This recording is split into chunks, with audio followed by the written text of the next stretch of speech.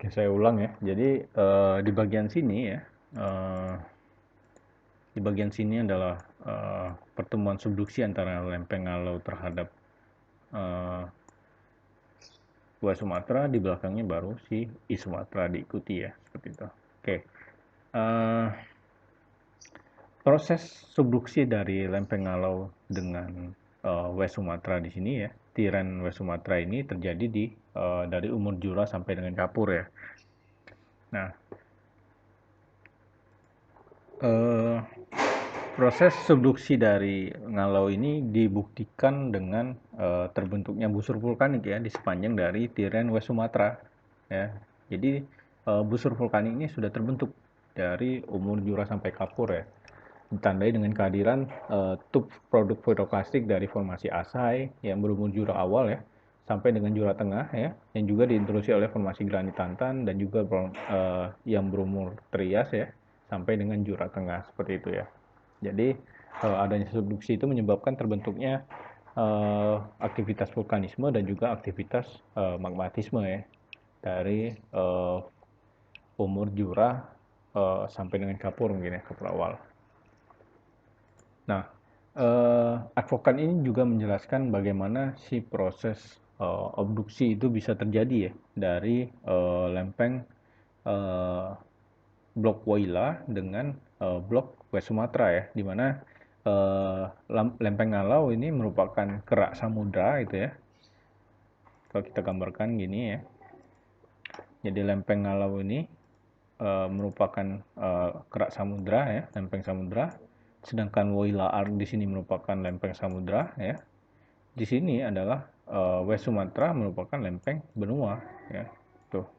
Jadi di sini dia mensubduksi ya, mensubduksi si West Sumatera yang merupakan lempeng benua, otomatis di sini terjadi penujaman ya.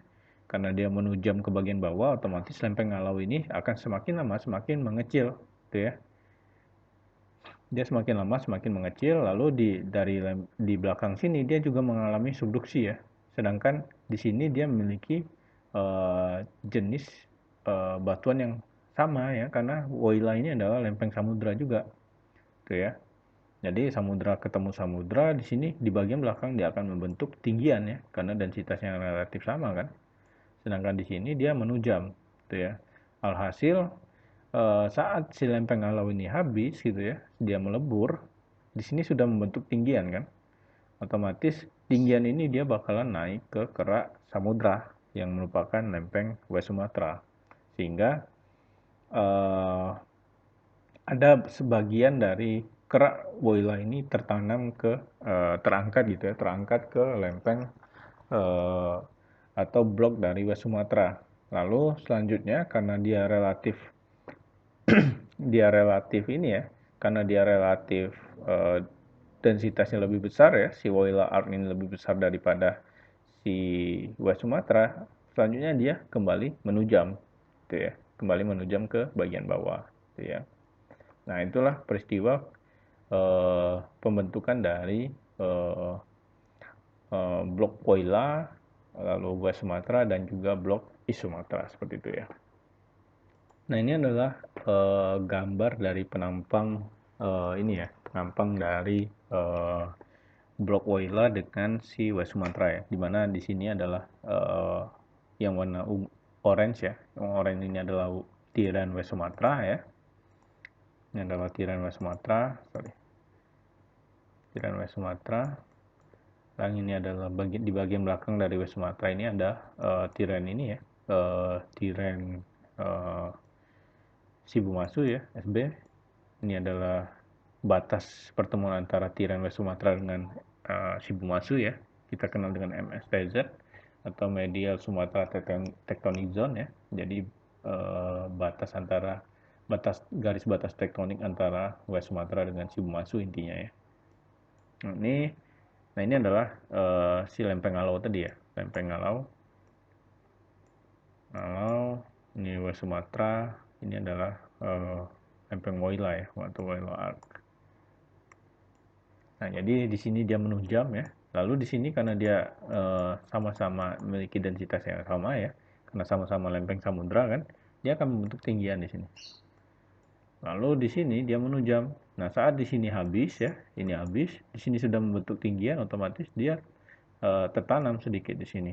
Lalu kembali menujam seperti itu ya. Nah, itulah pembentukan dari proses obduksi ya. Sehingga ada di kerak dari West Sumatra ini juga tertanam material dari ini ya, Tiren Woyla gitu ya.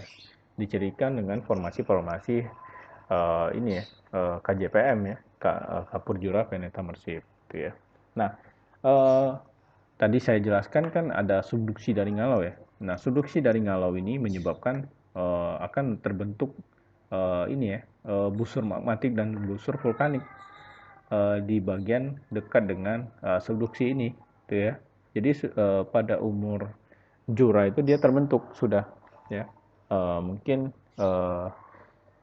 bisa kita kenal dengan ini ya, perbukitan barisan itu ya, fisiografi perbukitan barisan itu mulai terbentuk di umur Jura sampai Kapur seperti itu ya. Namun sesarnya belum terbentuk saat itu. Nah, karena adanya subduksi dari ini ya, subduksi dari lempeng alau terhadap ini ya, tiran West Sumatera ini, dia menyebabkan tadi kan kemarin kan saya jelaskan adanya kompresi itu akan membentuk cekungan belakang busur dan juga cekungan depan busur. Nah, di sini kita lihat eh, pada West Sumatera ini ya, pada tiran West Sumatera dan Cibumasu ini, cekungan belakang busurnya itu belum terbentuk sama sekali, tuh ya. Namun cekungan depan busurnya atau forearc basinnya dia sudah mulai terbentuk.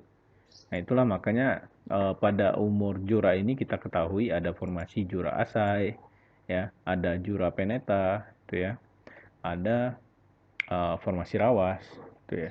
Jadi yang berumur kapur Jura itu ya. Jadi itulah proses terbentuknya si ini ya,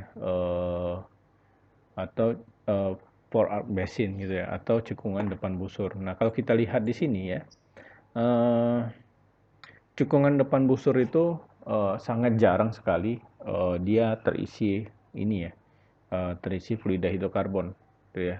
Jadi potensi eksplorasi hidrokarbon itu sangat jarang sekali kalau dilakukan eksplorasi di forearc basin seperti ini. Kenapa? Karena untuk membentuk suatu ini ya, suatu fluida hidrokarbon itu dia memiliki batas temperaturnya ya. Jadi atau kita kenal dengan gas window ya. Ada batas paling rendah si minyaknya terbentuk, ada juga batas paling tingginya. Jadi kalau temperaturnya melewati temperatur yang sudah ditentukan tersebut ya, si fluida hidrokarbonnya ini bisa overcracking atau overmature. Nah, kalau dia overmature bisa menyebabkan gasnya ini hilang atau gosong seperti itu ya. Nah, karena forearc basin ini kan dia berada dekat dengan zona-zona subduksi ya, dekat dengan zona penunjaman, otomatis kan di area dekat dengan zona penunjaman ini dia memiliki temperatur yang relatif tinggi kan, atau gradien thermal yang relatif tinggi, sehingga menyebab di lokasi ini dia tidak cocok untuk pembentukan fluida hidrokarbon seperti itu. Nah, itu ya. Itu alasan mengapa pada cekungan forearc basin itu ya, khususnya di Pulau Sumatera tidak ditemukan potensi migas mungkin seperti itu ya. Mungkin untuk yang di bagian sini ya, ini kan cekungan belakang busur kan posisinya ada di sini ya. Sorry. Nah, sekitaran sini ya. Cekungan belakang busur ada di sini. Nah, ini busurnya ya, ada di sini. Perbukitan barisan itu adalah busurnya ya. Nah, itu ini sesar Sumatera ya. Nah, ada memang ditemukan potensi migas di sini, tapi mungkin cadangannya tidak besar ya, karena dia berasal dari dia hanya berupa rembesan minyak seperti itu ya. Karena mungkin dia berasal dari pembusukan bakteri. Dia biasanya berada di kedalaman yang rendah seperti itu ya.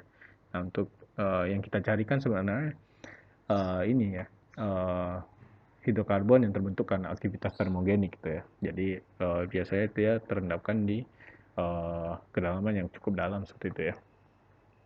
Oke, next.